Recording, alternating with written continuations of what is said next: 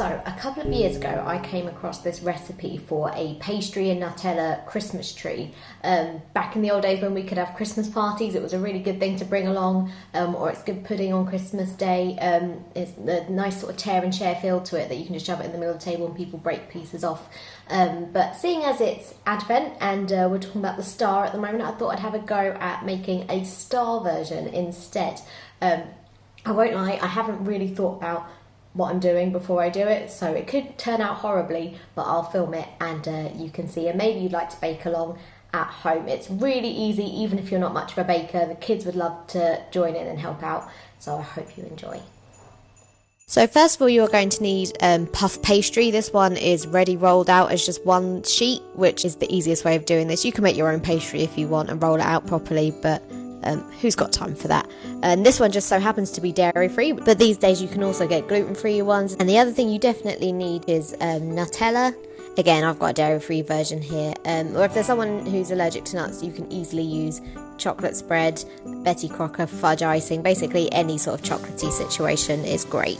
You could use chocolate to melt on top. You could do some sprinkles like I've got here. I've also got some icing sugar and some cinnamon to dust over the top. But really the sky's the limit with how you want to decorate it. First of all, unroll your puff pastry sheet and cut it in half. And then you want to chop a big circle, as big as you can fit in one half. Then you're going to take that big circle you've just chopped out and pop it on top of the other half and cut around it so you've got two big circles. With the extra bits of pastry, you can make little extra stars or little extra decorations to go around your star. I'm actually going to wrap mine around some sausages and make little sausage rolls.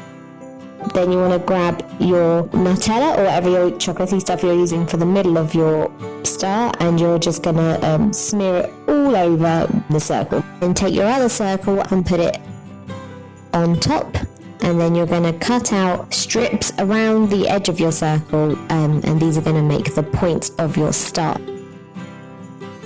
Then take each one of these new sections that you've just cut along and make a little twist with each one. As you can see here, it's starting to look a bit more like a snowflake than a star, or maybe some sort of crazy octopus, but it's ready to go in the oven now. It needs to go in the oven at 180 degrees for about 10-15 minutes, or just when it's starting to look golden brown. When it comes to decoration, you can do whatever you like. I'm gonna use a bit of chocolate writing icing to mark out the star shape, and then obviously you can never go wrong with some sprinkles. And then sift a little bit of cinnamon and icing sugar over the top. As you can see on mine, it all came out rather quickly, but as long as you mix in lots of icing sugar to go with it on top, then it'll be alright. And of course, there's always room for a few more sprinkles and maybe just a little smidge of edible glitter. And here it is. It's maybe not looking really much like a star at all, but it's covered in sugar and glitter and cinnamon, so what can go wrong?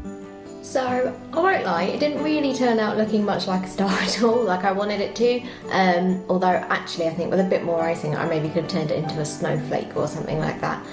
So next time maybe I'd not do it in a circle shape, maybe I'd cut out more in the middle, make it more of a star before you do the twisty bits.